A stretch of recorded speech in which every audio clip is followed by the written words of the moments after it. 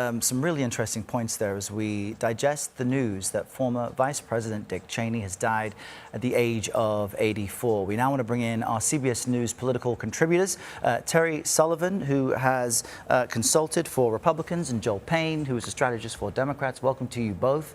On this point of a Cheney evolution throughout his political career, how are you both digesting this news? Terry, I'll start with you. Yeah. On the legacy Cheney leaves. Sure. I think it's first it's a sad day. He was a leader throughout many generations within the Republican Party, within America. I also think, though, that I think he's one of the most consistent elected officials in modern time. No one questioned where Dick Cheney ever stood on any issue. The fact that he didn't want to go into Iraq in '92 doesn't, I mean, those were different situations. We didn't think that Iraq had weapons of mass destruction, had nuclear weapons, and doing testing in 1992. So that's a big fundamental difference. So I don't know that his opinion evolved, his perception of the facts evolved, and I think that's an important distinction. But this is a gentleman who's been in public service since he was an operative. He was the youngest chief of staff in the Ford in the history of the White House for Gerald Ford. Prior to that, he was actually Dick Cheney's. I'm sorry, he was actually the assistant in the Nixon administration to Donald Rumsfeld. So he has a long legacy. He was a political operative and a government official long before he was an elected official. And Joel, how are you reacting to this? What does it mean, perhaps, for Democrats? Yeah, well, look, condolences, obviously, to the Cheney family. I'm sure they're feeling this loss personally. The political legacy, I think, Terry and Kevin have, outlined some interesting points. I guess first, just thinking about all of the different roles that he played and the kind of ubiquitous nature that he served in Republican politics, almost feels like a Forrest Gump-like quality to always be there, to be kind of in the midst, particularly on the Republican side, but that kind of translated to being, very ubiquitous in national politics, whether it was in the midst of Gerald Ford's presidency as his chief of staff, Secretary of Defense in the 80s, talking about proximity to the first Iraq War, obviously George Bush's vice president. And then actually, if you go to his post-vice presidency, I think that's a very interesting story as well. I don't know if he evolved politically as much as the Republican Party evolved politically, and maybe evolved away from kind of Dick Cheney's style of Republican politics, which is actually at the core of the story of what the Republican Party is today. It's, in many ways, it's a reaction to the decisions, the professional decisions, and the long tail of those professional decisions of Dick Cheney and of his allies in the 70s and the 80s and the 90s and the 2000s. So I think there's a lot to say about the political legacy of Dick Cheney. And I think that's fascinating because it may be the lesser known chapter of Cheney's life, post-political career, where he seemed to not only reject the policies of Donald Trump and MAGA Republicans, but embrace that of Democrats. Terry, what do you make of that? Because as you noted, he had been consistent effectively throughout his decades-long career. I'm sorry. Sure. I don't know if I agree with that premise quite. I don't think it's he accepted the premise of democratic politics. I understand the point you're making. I really do think it is an evolution of the Republican coalition, or Republican Party, away from Dick Cheney, which, by the way, is not just Dick Cheney. There are a lot of notable Republicans. There's a lot of Republican kind of grass tops leaders who the party evolved away from. And he didn't move or change. He didn't move. I don't think Dick Cheney changed. Yeah. I think the Republican Party and the Republican coalition changed, and that's a fascinating story as well. So sorry. You won't hear me say this often, but I completely agree with Joel on this one. Okay. Look, he's like I said, I believe he is one of the most consistent elected officials in modern time. You always knew where he stood. The Republican Party has evolved a lot. The base of the Republican Party has moved a lot.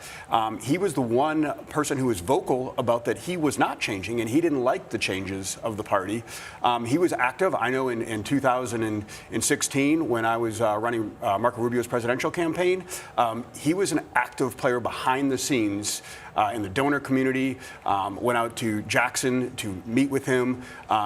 He cared deeply about the Republican Party and the values of that, and so I think he wanted to try to keep the party in line with his views, and they stayed consistent. Well, Terry, what then was the difference between a Cheney ideology, the team, the people he supported, his ideas, his thinking, and Trumpian MAGA politics? What was the kind of spark that separated? He was always on the more interventionist side of things. He wanted to engage in the world, around the world, in a very Reagan-type fashion. Whereas, as you can see, Donald Trump very much publicly states he wants to pull back from the rest of the world with tariffs and with not getting involved in foreign engagements and things like that. And I think that's the fundamental, the foreign policy issue is the fundamental difference. I also think it's a way of style. Dick Cheney is a very understated individual, man of few words. No one has ever accused Donald Trump, for better or worse, of being a man of few words. And I think that's stylistically, they're extremely different people. One's a New York businessman, and one was a guy from Wyoming. Pretty, and a behind-the-scenes operator. So I think that's stylistically as well as policy-wise, they were two very different individuals. Joel, you were going to jump in on that. Yeah, sorry, Earl, didn't mean to. But just one other thing.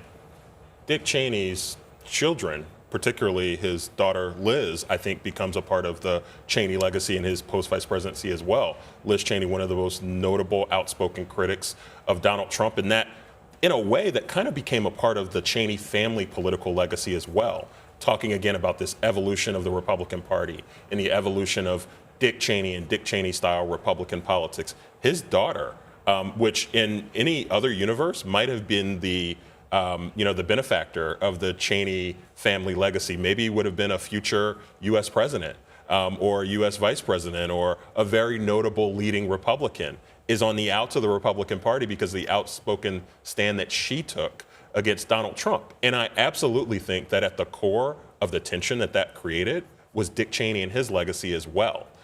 Because so much of the Trump era is a critique of George Bush, Dick Cheney, George Bush Sr., a different era of politics. So I also think the lineage of Dick Cheney becomes a very interesting part of the Cheney legacy as well. And it's also fascinating because Cheney himself was never regarded as a warm individual.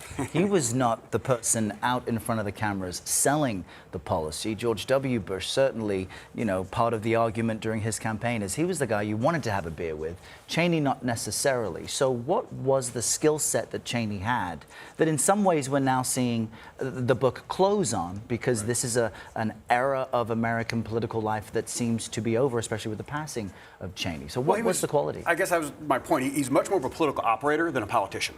And he cared more about policy than he did about winning an argument. He was much more concerned about being right and driving his policy initiatives behind the scenes. And he was always viewed as a very strong vice president in a role when most people say the vice president has one job and it's to check on the well-being of the president every morning.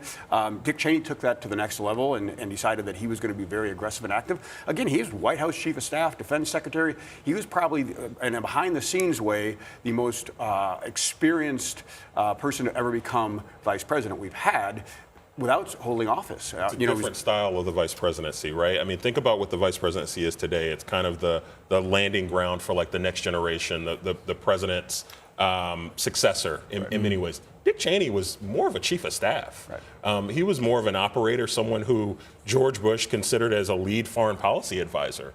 Dick Cheney never was considered to be someone who would obviously be, the next Republican president. He was so much of an inside figure and an internal player, and that served a really valuable role to George Bush, who, let's not forget, was not the most experienced president stepping into the presidency. Oh, absolutely. And to that point, they picked Dick Cheney back then in 2000 or in the 98 when they picked him to be VP because of his gravitas, because they felt that George Bush wasn't necessarily the most experienced person, came across as a little too, oh, gee, shucks, and they wanted someone with real foreign policy experience, someone with gravitas, and that's why they brought Dick Cheney in for that specific reason. Yeah, I think it didn't hurt. Dick Cheney, I think, was in charge of finding the VP for then George W. Bush's campaign. But certainly a fascinating conversation with you both as we digest the news of Dick Cheney's death. His family says due to pneumonia and cardiac and vascular disease. Terry Sullivan, Joel Payne, appreciate you being here today. Thank you for your time.